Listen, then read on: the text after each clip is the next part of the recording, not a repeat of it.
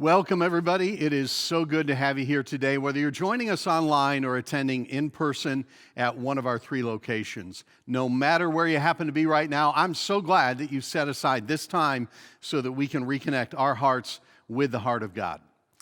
For those of you who may not be aware, this past Monday night, we had a member meeting.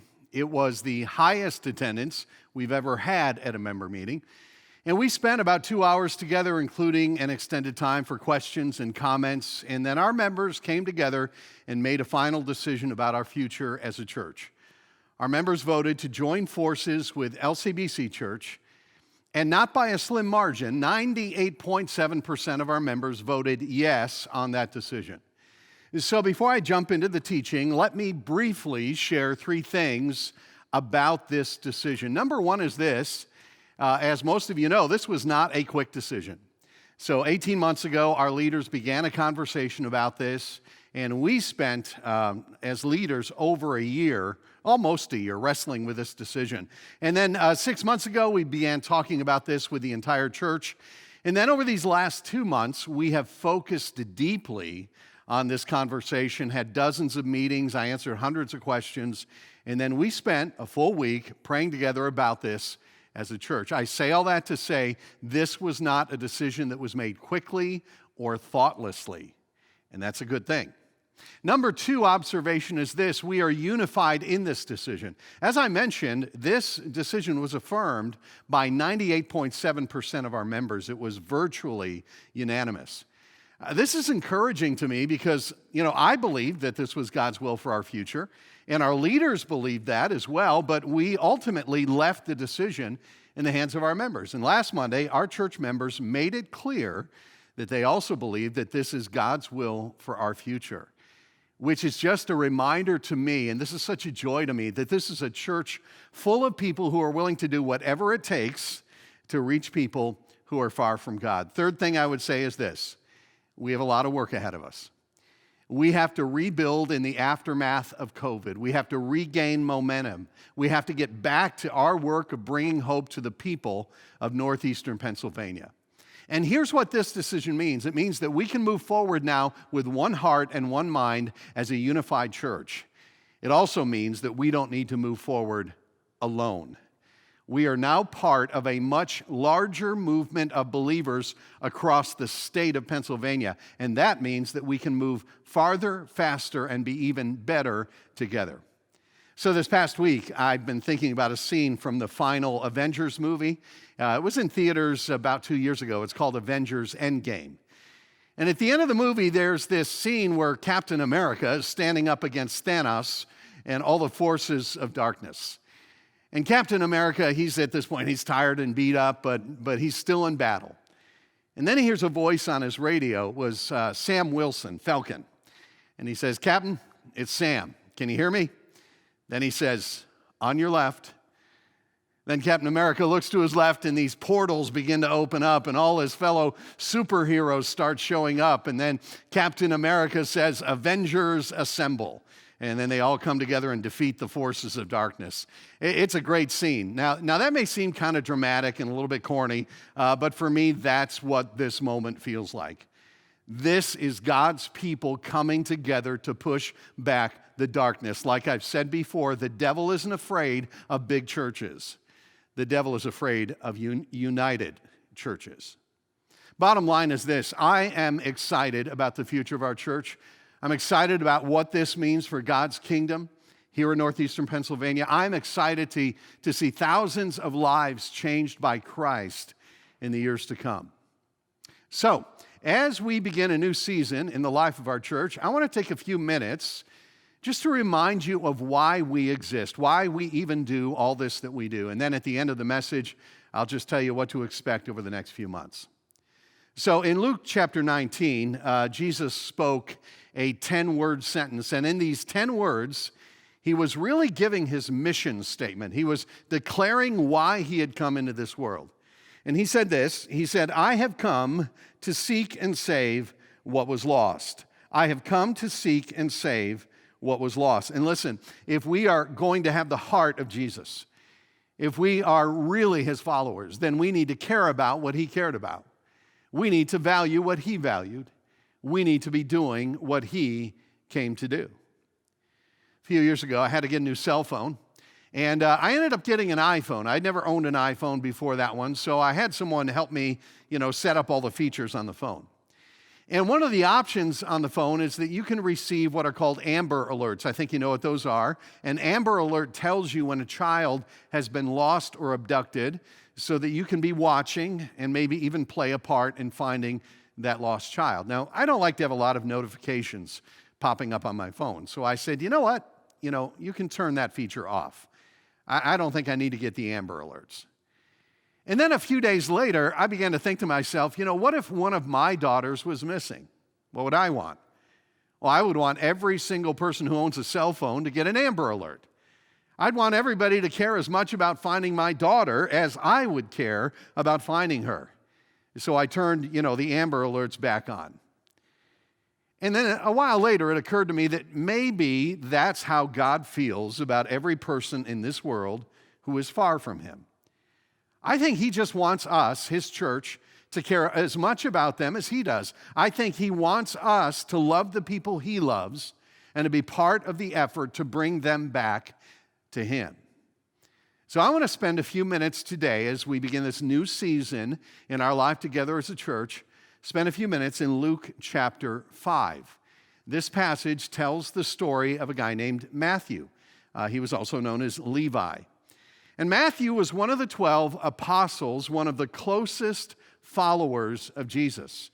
And this passage in Luke chapter 5 tells us how Matthew became a follower of Christ, and it tells us a lot about our mission as a church. Let me begin in verse 27.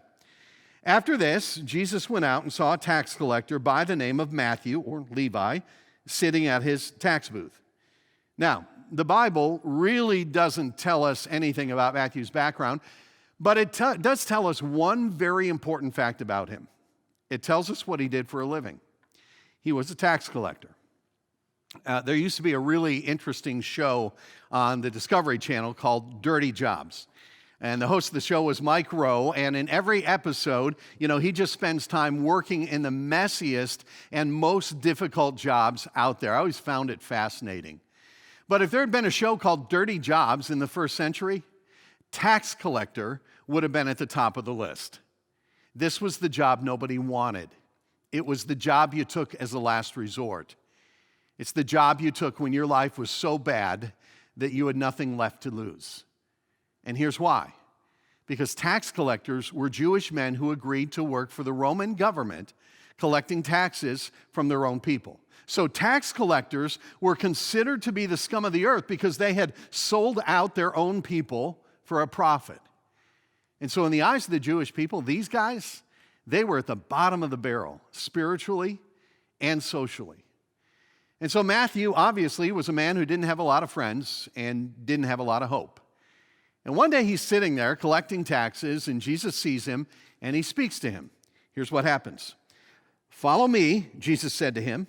And Levi got up, left everything, and followed him. Now, if you don't already know this story, this may not sound amazing to you, but it should. I mean, we should never cease to be amazed by the fact that when Jesus chose just a handful of people to be his closest followers, when he selected 12 men who would take his message to the world, he didn't choose the cream of the crop. He chose from the bottom of the barrel, including this guy, Matthew, a tax collector. In fact, Matthew went on to write a book of the Bible, the very first book in the New Testament, called the Gospel, according to Matthew. Now, for some of you watching today, this should be very encouraging because maybe your past is not something you're proud of. Maybe you've made some poor choices. Now you're living with the consequences and you're feeling the pain. But I want you to hear this today. If there is still a breath left in your body, there is still hope for your future. And I think one of the problems with the church in America today is that it's perceived as a place for perfect people with perfect lives. And there's this perception that if you're not a perfect person, then you're not welcome. But listen, if you're hearing this message right now, I don't care who you are or how messed up your life might be. You are welcome in this place because all of us either are a mess or have been a mess, myself included. So Matthew goes from being a tax collector to being a disciple. But the story doesn't end there, because Matthew says to himself, I've met someone who has changed my life, someone who has called me into a new and better reality. I can't just keep this to myself. So Matthew does something very interesting. He throws a party and invites all his friends to the party. And then he invites Jesus to that very same party. Now, think about this for a moment. If you're a tax collector, that makes you a social outcast. So if you throw a party, the only people who are going to come to your party are other social outcasts. Let me pick up in verse 29. Then Matthew held a great banquet for Jesus at his house, and a large crowd of tax collectors and others were eating with them. And you got to think that in some ways this had to be an uncomfortable place for Jesus. I mean, he was the perfect Son of God. He was sinless and pure. And yet here he is at a party surrounded by the worst people in his culture. And this is one of the things I love about Jesus, that he was willing to set aside what was comfortable so he could meet people where they were. And if we want to be a church that reflects the heart of Jesus, we can't be a church that runs from our culture. We've got to be a church that engages our culture and meets people where they are, because you cannot be close to Christ and be distant from the broken people of this world. In fact, a lot of what we do in our weekend worship gatherings is driven by this conviction that we ought to meet people where they are. So every week, do you know what we do? We throw a party where you can bring your friends and family members and they can meet Jesus. We just try to do what Matthew did. So Matthew throws a party, but then the plot thickens because the religious leaders heard about this party. And they heard about the fact that Jesus had been there at this party. And this is their reaction. But the Pharisees and the teachers of the law who belonged to their sect complained to his disciples, "Why do you eat and drink with tax collectors and sinners?" Now, these Pharisees and the teachers of the law, they were good people. They really were. In fact, they were the most devout, most respected people in that culture. They were the pillars of the community. The problem is this: they had become proud, their hearts had become cold, and they had no concern for anyone outside their own little religious circle, especially people like these tax collectors. So when they saw Jesus hanging around with these tax collectors and sinners, they started complaining. Let me tell you what I've discovered over the years. I've discovered this, that religious people always get upset when you create an environment where people can meet Jesus. When you become a church that's serious about reaching lost and broken people, religious people will be bothered by that. You would be amazed at the criticism I've gotten over the years for the way we do church. And almost without exception, that criticism has come from people who would describe themselves as mature Christians. They say things like, why do you need these big buildings? Why all the technology? Why do you need so many staff people? Why do you use that kind of music? Why do you care so much about excellence? Why are all these people getting baptized? There must be something suspicious going on if that many people are believing in Jesus. I hear that kind of stuff all the time from religious people. See, whenever you get serious about reaching people who are far from Christ, it makes religious people very uncomfortable. But the church was never intended to be a comfortable place for religious people to hang out.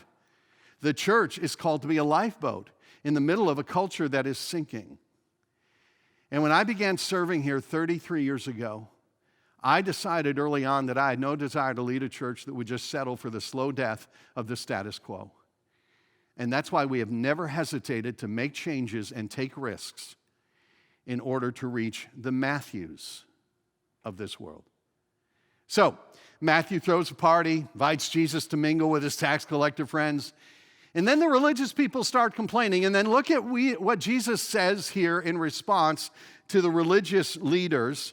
I love what he says here. Jesus answered them, "It is not the healthy who need a doctor, but the sick. I have not come to call the righteous, but sinners to repentance." I mean, it makes sense, doesn't it? Doctor wouldn't be much of a doctor if he was afraid to get near sick people. Doctors become doctors so that they can help sick people.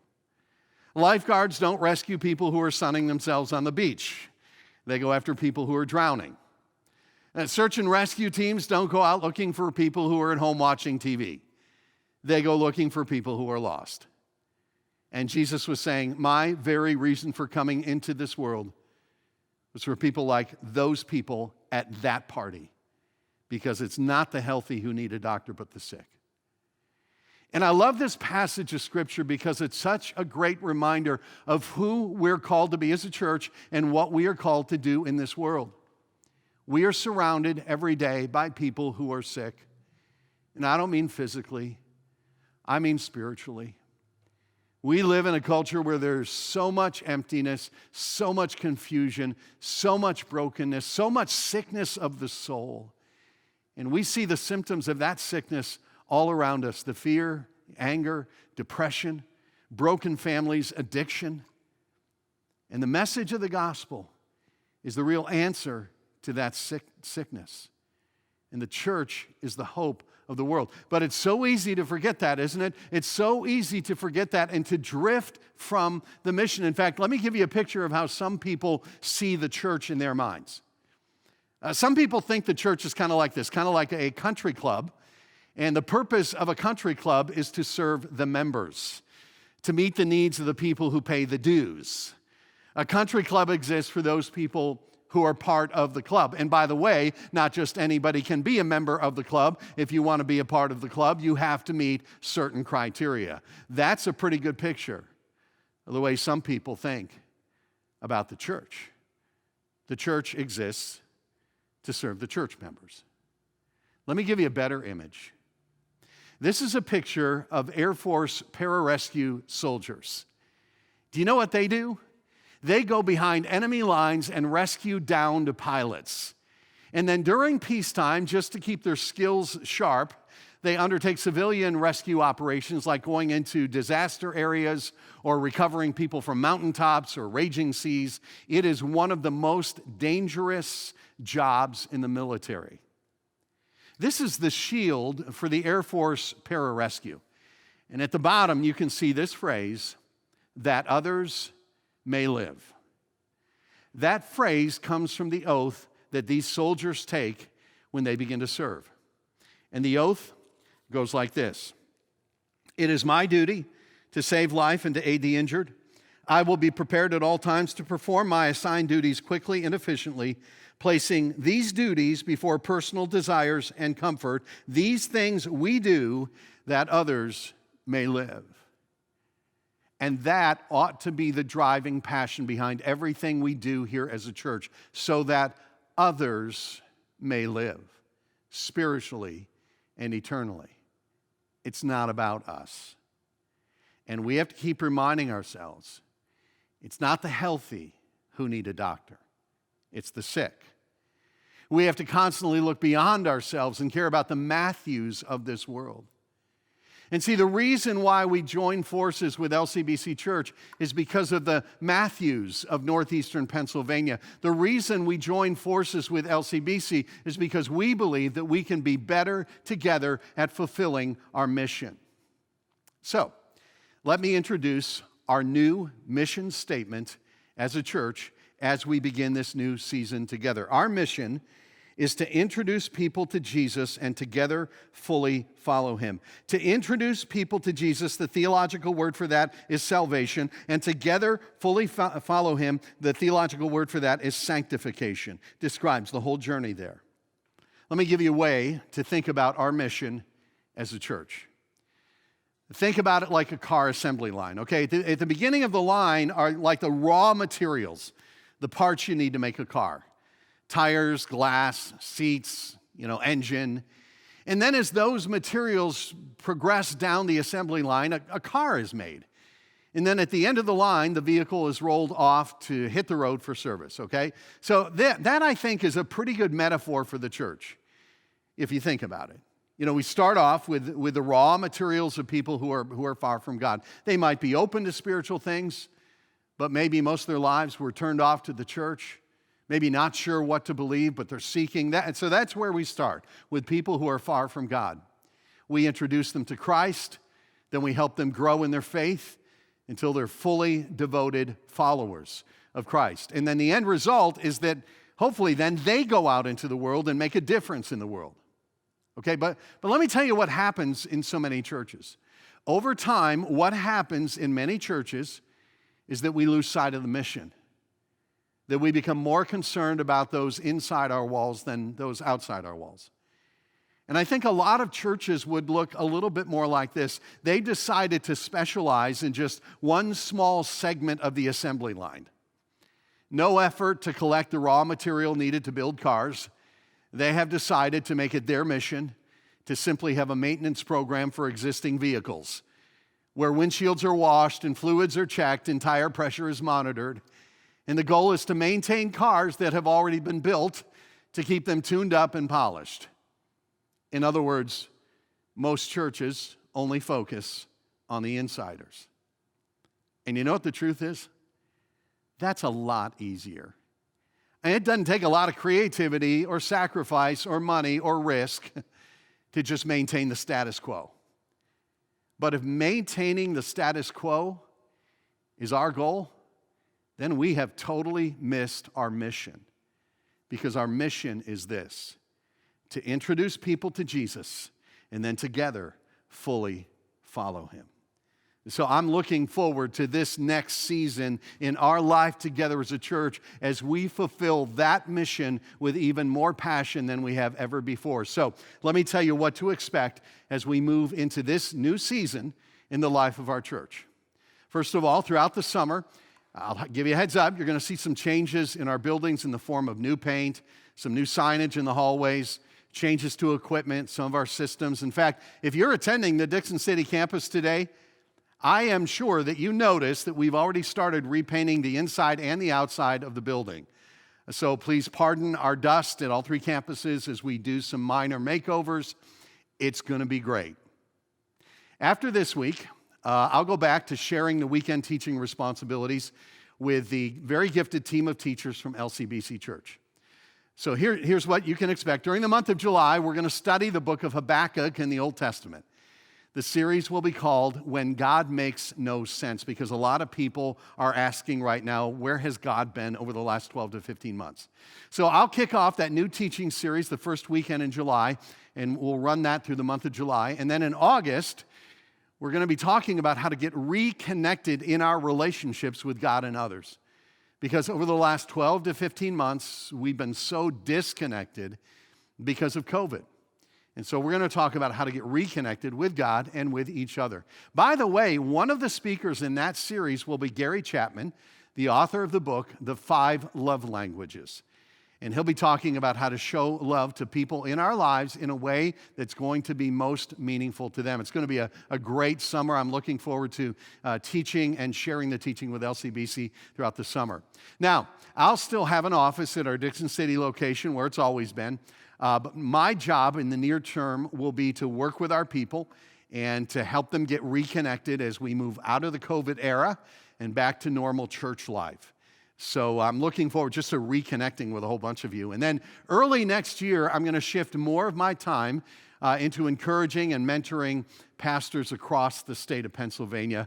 And I'm excited about that opportunity as well. Now, at the beginning of July, you're going to see our signs change to LCBC. But as I've mentioned before, alongside those signs, there's going to be a banner with the name Parker Hill Church. And we will let those two names live alongside each other for a while so that they become synonymous in the minds of the people in our community and they make that connection. Then over time, our three locations will make the shift completely to our new church name. Now, in addition to that, once we change our signs, we have some other ways that we're going to get the word out about this new partnership between Parker Hill Church and LCBC Church. First thing we're going to do is we're going to do some paid advertising on Facebook and Instagram. So we've created a 60-second video that announces this new partnership between us and LCBC. Now, this video won't show up on social media for a few more weeks, but I want you guys to see it ahead of time. It's really good. Watch this with me. Creating real community starts with each one of us and what we can do to serve each other. For over 50 years, Parker Hill Church has been a group of people passionate about our community. A group of people who have been committed to serving Northeast PA and providing a place where anyone and everyone can find hope and explore faith. And now, Parker Hill Church has joined with LCBC Church to continue in that mission of creating a community with meaningful relationships, a strong purpose, and a better future. And we would love to invite you to experience connection, find purpose, and positively impact the future of our community together.